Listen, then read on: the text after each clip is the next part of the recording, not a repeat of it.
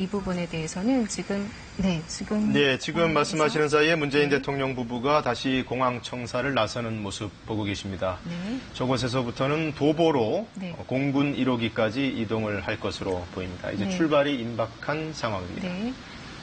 배 특별 수행으로 함께 가는 이정미 대표 모습도 보이고요. 네, 뒤에 임종석 비서실장 모습 보이고요. 네.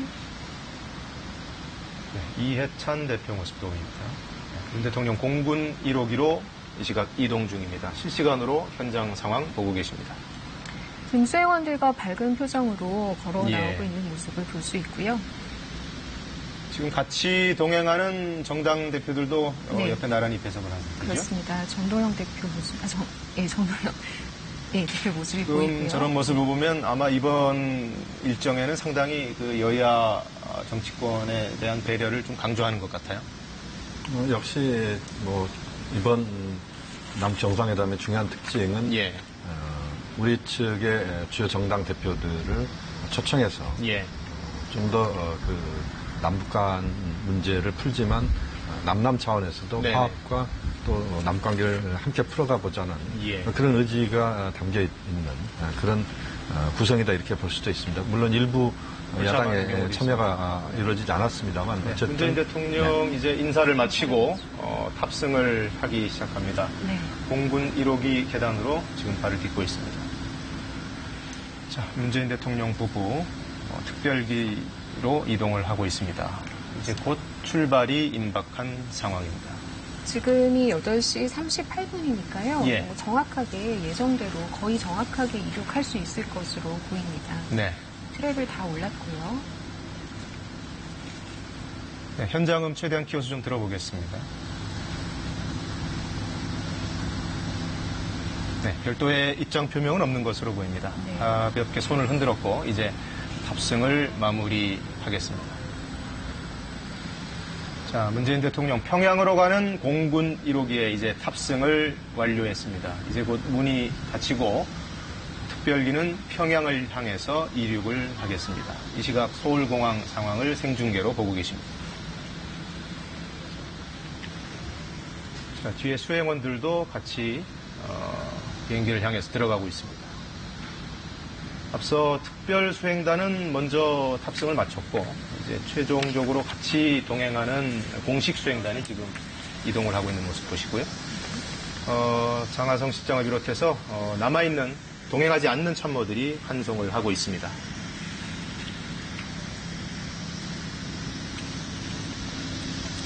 이번이 세 번째 평양에서 하는 정상회담인데 앞서 김대중 전 대통령, 노무현 전 대통령 때와는 좀 다른 특징들이 많이 있죠.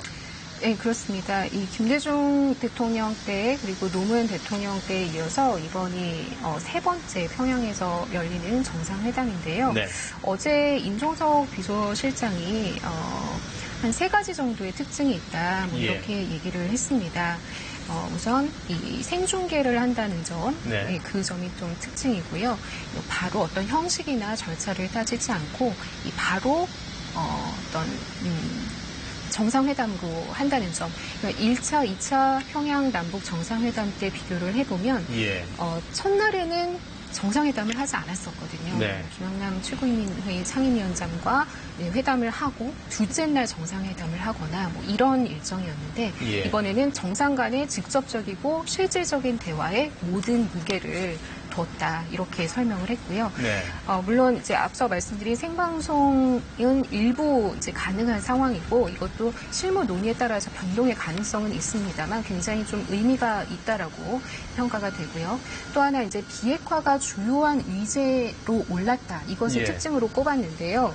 이 비핵화가 주요 의제가 되었다라고 하는 것은 사실 이 비핵화 문제는 그동안 북미 간의 문제로 저희가 좀 생각을 해왔고 국제적으로도 또 미국의 입장에서도 북한의 입장에서도 이건 좀 나만이 낄 문제가 아니다. 이런 입장이 있었던 것이 사실입니다. 그런데 이제 올해 들어서 이런 분위기가 전환이 됐고 4.27 판문점 정상회담 등을 계기로 해서 남한이 가지고 있는 어떤 중재자, 촉진자로서의 역할이 지금 굉장히 부각되고 있는 상황이기 때문에 이번 남북 정상회담의 의제로 테이블에 직접 올랐다라는 것은 또 임종석 실장이 크게 꼽은 특징 중에 하나였습니다. 네, 이제 문재인 대통령을 태운 특별기 계단이 분리되고 이제 이륙을 준비하는 모습 보고 계십니다. 모든 동행 수행단은 탑승을 다 마친 상태입니다. 자, 교수님, 미국 트럼프 대통령도 아마 굉장히 주의 깊게 지켜보고 있을 것 같은데요. 그렇습니다. 미국은 특히 가을에 중간선거가 있기 때문에 상당히 또 중요한 시점 아니겠습니까? 11월 6일 중간선거는 아무래도 트럼프 대통령의 향후 정치 일정과 정치적인 자신의 그 앞으로의 미래와 관련된 부분에서 매우 중요한 그런 선거입니다. 만약에 하원, 상원 다 지게 되면 트럼프 대통령은 굉장히 어려운 지경에 빠진다 이렇게 봐야 되는데 현재로서 이제 하원은 질 가능성이 좀 더 높다 이렇게 이야기가 되고 있는 것 같고요. 상원은 공화당이 이기는 그런 선거가 될 가능성이 있습니다. 어쨌든 트럼프 대통령은 외교적 성과가 매우 지금 시급합니다. 미국 내에서의 여론이 트럼프 대통령에게 우호적이지 않은 여론이 너무 많다 이렇게 봐야 될 것 같고요. 저도 최근에 미국을 다녀왔습니다만 미국 내 주로 오피니언 리더들이나 또는 학자들의 생각은 트럼프 대통령과는 좀 거리가 있는 것은 분명한 사실입니다. 그렇기 때문에 트럼프 대통령은 외교적 성과를 지금 굉장히 중요하게 생각하는 것 같고 그 외교적 성과의 핵심적인 내용은 북미 관계에 있어서 북한 비핵화 문제를 풀어내는 그것이 트럼프 대통령의 상당히 그 중요한 지금 과제가 되고 있다. 지금 뭐 정치적 명운을 건 문제이기 때문에. 그렇습니다. 그렇기 때문에 이번 남북 정상회담에 대한 트럼프 대통령이 거는 기대도 굉장히 크다. 이렇게 봐야 됩니다. 왜냐하면 이번 남북 정상회담을 통해서 다음 북미 정상회담으로 가는 또 이번 남북 정상회담에서 비핵화와 종전선언 문제를